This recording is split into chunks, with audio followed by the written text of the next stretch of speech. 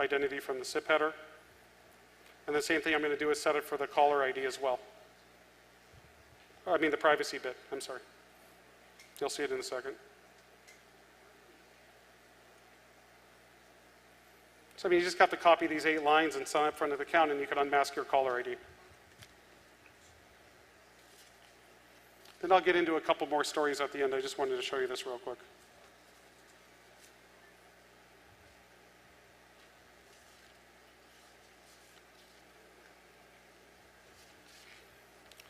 So what I'm going to do is, if you see at line 4, I'm going to go to, if the privacy bit is set, I'm just going to jump further down. Otherwise, I'm going to just set the caller ID normally. I'll jump down to line 8. You'll see it in a second.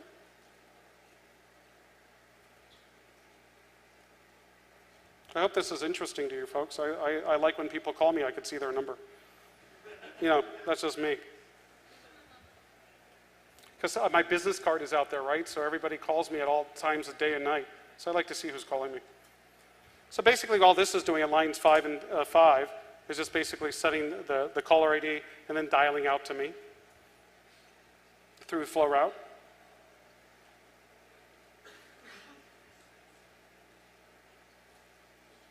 This is where I jump to if the privacy bit is set, then I'm still going to I'm going to prepend 900 to the caller ID on the P asserted identity.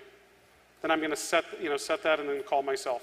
So what happens is when somebody calls me and the number is blocked, it will prepend 900 to it.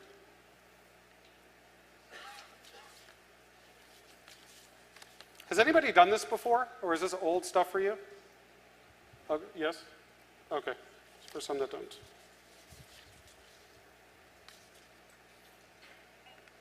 Because I rarely find providers that actually have the P-certed identity and the privacy bit that they'll provide you that information. I haven't found any. So this is why it's kind of unique to me, and I just found it the other day. And that's basically it. So, does anyone want to give this a shot? You'll call me unblocked to my DID, and then you'll call me blocked. Do you want to see the difference, or do you believe it? Oh, you want to see it? Let's see it. All right. All right. So go to the camera. Ah. Somebody's sending me all these texts. All right. Hold on a second. See? All right. Don't send me text messages. Okay. So, anybody have a cell phone? They want to call me blocked? All right, here's the number. Who's doing that? Okay. That wasn't blocked because you don't see the 900. So you want to call 208-906-8200. That's the DID that's going through this asterisk logic. 208-906-8200. I could also do it from this phone, but if you want to try it. There you go. Somebody called it. You see it? It's prepending the 900. And what that means is when I get a call, if I see that 900 and the number, I know that they intentionally tried to block the call to me. So this is kind of cool if you want to unblock caller ID. I wish I had this years ago. I'll show you. I'm kind of jumping around here. But I wonder, do you all want to see a quick video? I was working with a television company out here to do a pen testing reality show. And if you ever heard of Tiger Team, have you heard of Tiger Team? It was on for 2 days. 2 episodes. I thought it was a great show. I'm really sad they canceled it. I actually know Luke and I know Pyro, and I thought it was a good idea, but for some reason they canceled it at True TV. So another company has actually been shopping around the idea of me heading up one of these reality pen testing shows, and they just created a trailer. And I thought when they sent it to me about 5 or 6 months ago. I thought, ew, I wonder what they thought of. Is it going to be crappy? And I played it, and it was actually pretty good because they blended a lot of different scenes in from Italian Job, from Alias, and so on and so forth. So do you all want to see the quick trailer? All right. All right. Hopefully, and if we can get sound here, because we're going to need sound.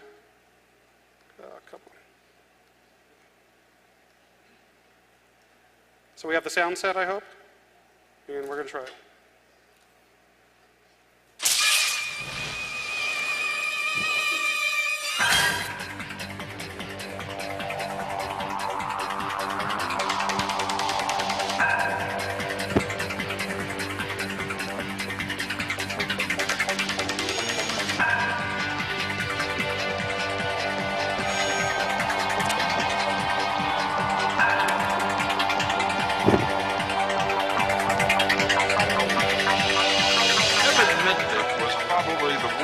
once called the most feared computer criminal captured in in the 1995. world. Definitely the most renowned hacker of our time. Hyperbole, I can't help it.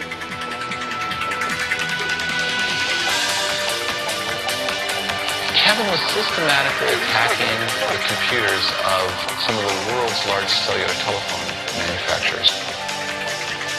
He was able to elude us by virtue of knowing the telephone and the computer systems well enough. He was arrested and subsequently sentenced to That's a federal bad prison picture, time. isn't it?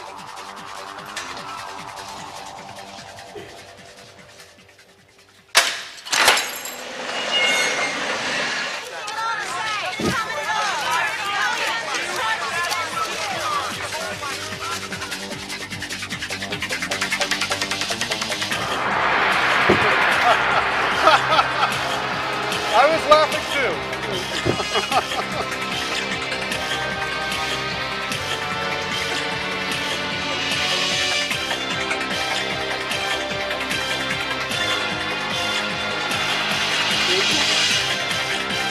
Jennifer Gardner.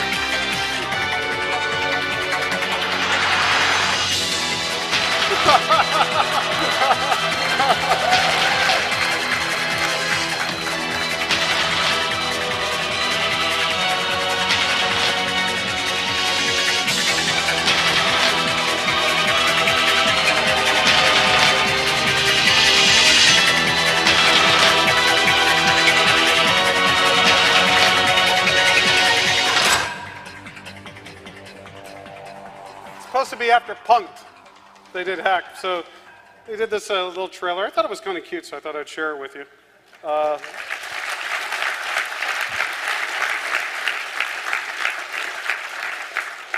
don't think it's going to go anywhere because I can't imagine Apple or Nintendo saying we could pen test you and have it on reality TV. I just don't see it.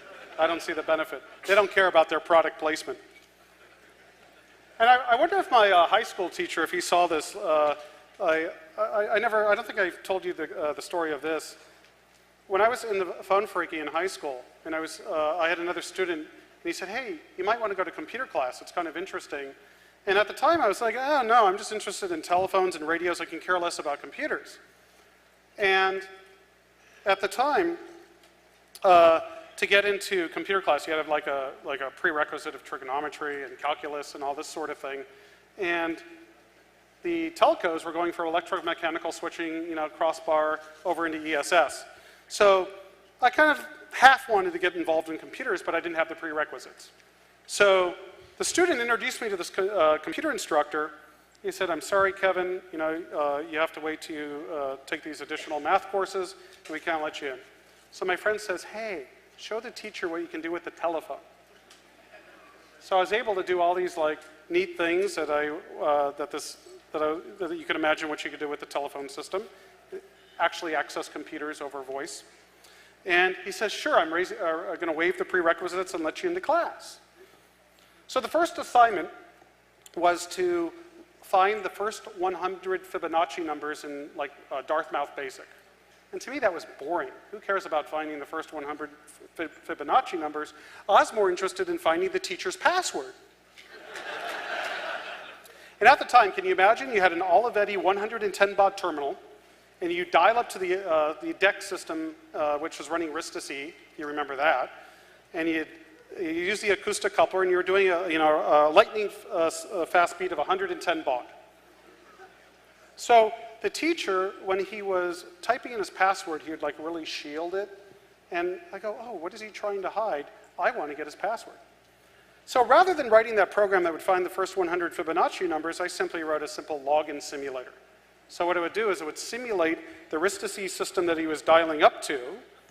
It would take his username, and usernames it was actually a number, 1,5 or whatever, and ask you for the password, and it actually would log him in. But he wouldn't know that he's actually, talking to my code and not talking to the operating system. So then what we would do is we'd go up to him and say, hey, Mr. Christ, your new password is blah, blah, blah. And he'd get really pissed, and he'd go change it. And he couldn't figure out how we were doing it. He actually made me, this is not bullshit, he actually made me, when he would log into the computer, I'd actually have to leave the classroom.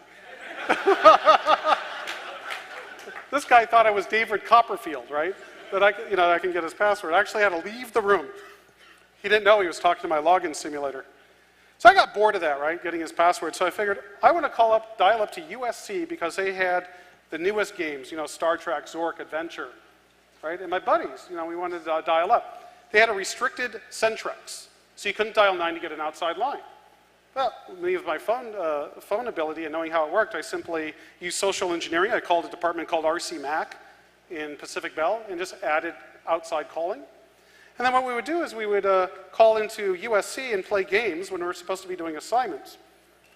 Unfortunately, an Olivetti printing terminal, the teacher was able to come back into class and look at the paper. What is he doing? How's he getting into USC? And he's looking at it, and he rips off the paper. At a point, he was getting so angry with us, he would actually sign a part of the printout, the spooling printout.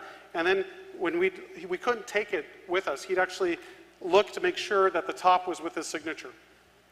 So this got kind of tiring for him. So one day he shows up to class. He brings all the students into the classroom. He says, "Students, I found the one device that's going to stop Kevin from dialing up to USC."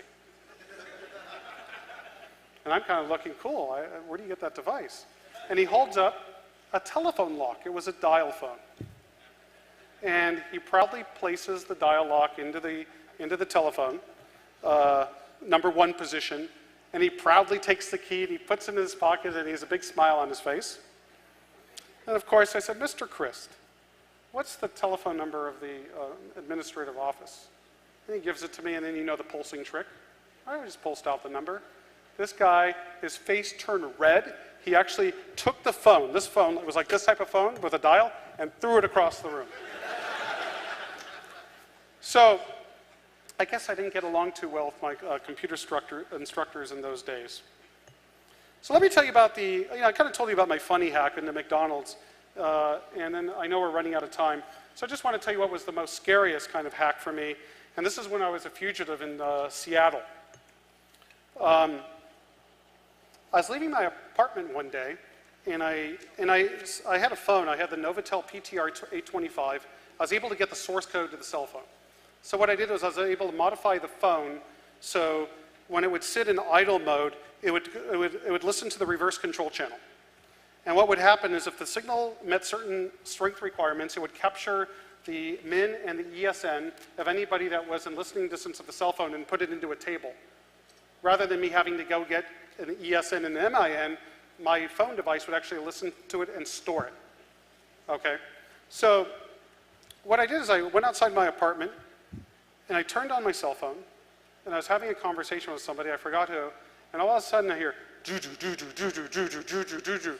And there's a school here. There's like a school where I'm walking, and it was like a military helicopter, and I'm just thinking, nah, it has nothing to do with me. And all of a sudden, I thought it was going to land in the school, and it's like hovering over my head. "Doo-doo, doo-doo, doo-doo, doo-doo." And I go, no, and I turn off the cell phone and I run. And where I was in Seattle in the U District, there's lots of covers and trees and yada, yada, yada. And I wasn't sure, was it with me? Was I being paranoid? So I got like about 3 blocks into the U District, ducked into a store, and then I turned on my cell phone again to make a call, and all of a sudden, doo-doo, doo-doo, doo-doo, doo-doo, doo-doo, doo-doo, doo-doo, and the helicopter was coming closer. I go, shit, what's going on here? So I waited a little bit, and it was like right outside the store that I just ran into. I shut the cell phone off. Then because of the situation of you could exit both sides of the store, I decided to go out the store and go about, I'd say about 5 or 6 blocks away at the end of the U District in Seattle. I turned on the cell phone again, and damn it, the helicopter's coming. Doo-doo-doo-doo-doo-doo-doo-doo. So I never found out what happened of who that was, or was it the cellular phone company, was it the government,